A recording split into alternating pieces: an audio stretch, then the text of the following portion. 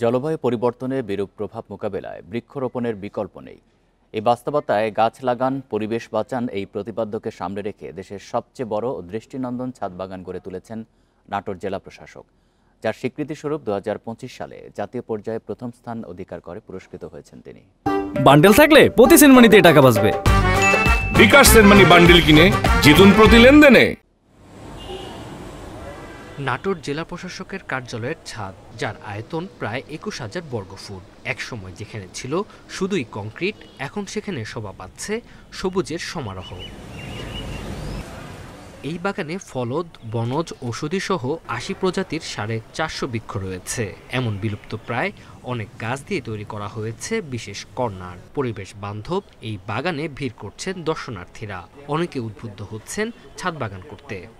এইখানে বিভিন্ন প্রজাতির গাছ আছে, ফুলের গাছ, ফলের গাছ এবং কি ঔষধি গাছ। আমার মনে হয় যে নাটোরে যে সমস্ত ছাদ আছে তারা যদি এইভাবে ছাদ বাগান করেন, তাহলে একদিকে যেমন ফলজ বৃক্ষ লাগালে আমাদের ভিটামিনের চাহিদা পূরণ হবে, আমাদের ক্ষুধা নিবৃত্ত হবে। এই বাগানের পেছনের উদ্দেশ্য ছিল পরিবেশ রক্ষা, অক্সিজেন উৎপাদন এবং মানুষের মাঝে আগ্রহ বৃদ্ধি। 2025 সালে জাতীয় পর্যায়ে প্রথম স্থান অধিকার নাটোরবাসীর জন্য গর্বের বলছেন জেলা প্রশাসক। একটা অক্সিজেন ফ্যাক্টরি তৈরি হয়েছে এই ছাদ বাগানের মাধ্যমে এবং একটা পরিবেশ বান্ধব একটা সিচুয়েশন তৈরি হয়েছে এখানে।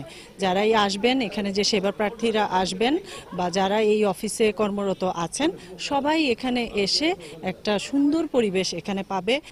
জেলা প্রশাসকের এই উদ্যোগকে প্রশংসনীয় বলছেন বিশিষ্টজনরা। সরকারি অন্য অফিসে এমন উদ্যোগ নেওয়ার আহ্বান তাদের। জেলা প্রশাসকের ছাদ বাগানটি জাতীয় পুরস্কার প্রাপ্ত হয়েছে, যা শুধু জেলা প্রশাসকের সুনাম বাড়ায়নি, বরং নাটোরবাসীরও সুনাম বাড়িয়েছে। জলবায়ু পরিবর্তনের প্রভাব মোকাবেলায় এই ছাদ বাগান অনন্য উদ্যোগ, যা একদিকে পরিবেশ রক্ষার বার্তা দিচ্ছে, অন্যদিকে সাধারণ মানুষকে বৃক্ষরোপণে উদ্বুদ্ধ করবে। Independent news.